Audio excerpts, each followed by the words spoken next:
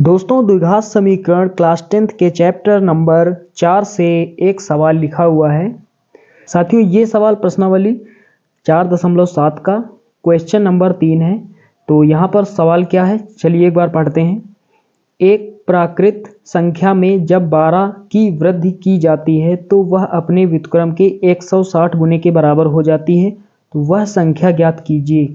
साथियों यहाँ पर हमें संख्या ज्ञात करना है कि वह ऐसी कौन सी संख्या है जिसमें यदि हम 12 की वृद्धि कर दें यानी 12 जोड़ दें तो वह संख्या अपने व्युत्क्रम के 160 गुने के बराबर हो जाएगी।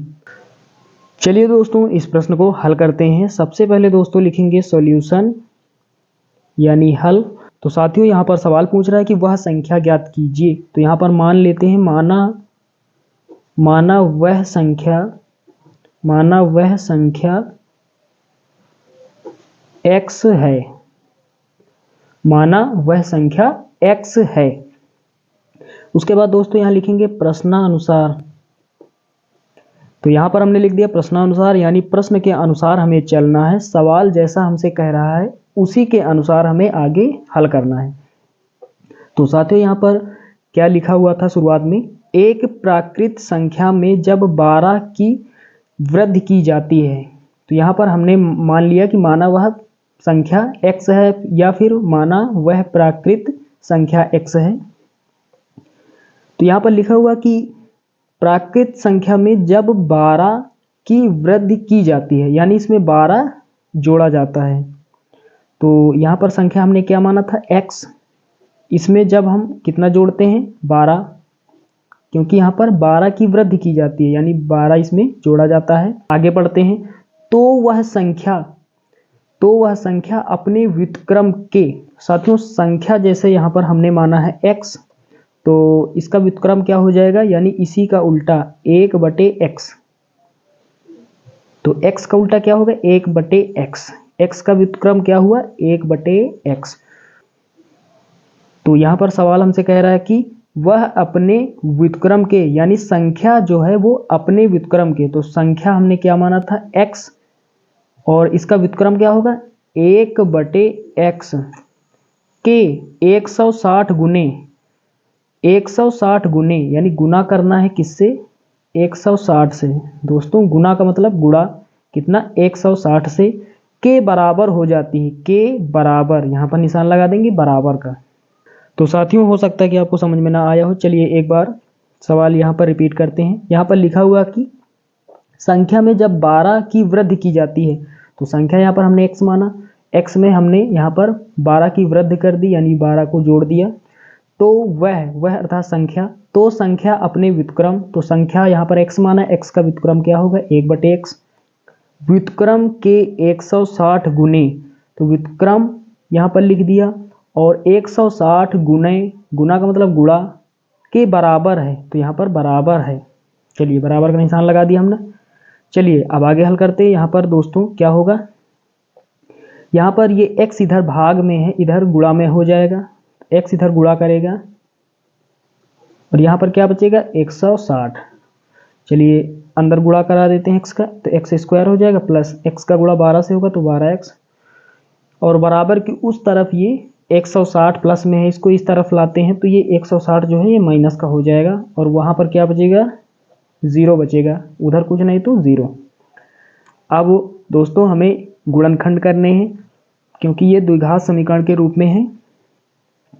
तो यहाँ पर दोस्तों हमें गुणा करने पर कितना चाहिए, गुणा करने पर हमें कितना चाहिए 160 और यहाँ पर माइनस लगा हुआ, घटाने पर हमें कितना चाहिए 12। यानी ऐसी हमें दो संख्याएं ढूंढनी है जिनका हम आपस में गुणा करें तो हमें 160 मिल जाए और उन्हीं में से बड़ी संख्या में छोटी को हम घटा दें तो हमें 12 प्राप्त हो जाए। तो यहाँ पर यदि हम 20 का गुणा 8 से करते हैं तो कितना होता है 160, कितना हो जाएगा 160 हो जाएगा। और उसके बाद बड़ी संख्या में यदि हम छोटी को घटा देते हैं, 20 में यदि हम 8 को घटा देते हैं तो हमें कितना मिल जाएगा 12। तो 12 के स्थान पर हमें क्या लिखना है 20 - 8 और 160 के गुणनखंड हम क्या लिखेंगे 20 × 8। अब यहाँ पर हल करते हैं, यहाँ पर लिखेंगे x² प्लस 12 के स्थान पर 20 - 8 20 माइनस 8 x लगा देंगे माइनस 160 बराबर 0। अब यहाँ पर आगे हल करेंगे एक्स स्क्वायर प्लस 20 का गुणा x से होगा तो 20x हो जाएगा, माइनस लगाएंगे 8 का गुणा x से होगा तो 8x हो जाएगा, माइनस का 160 बराबर 0।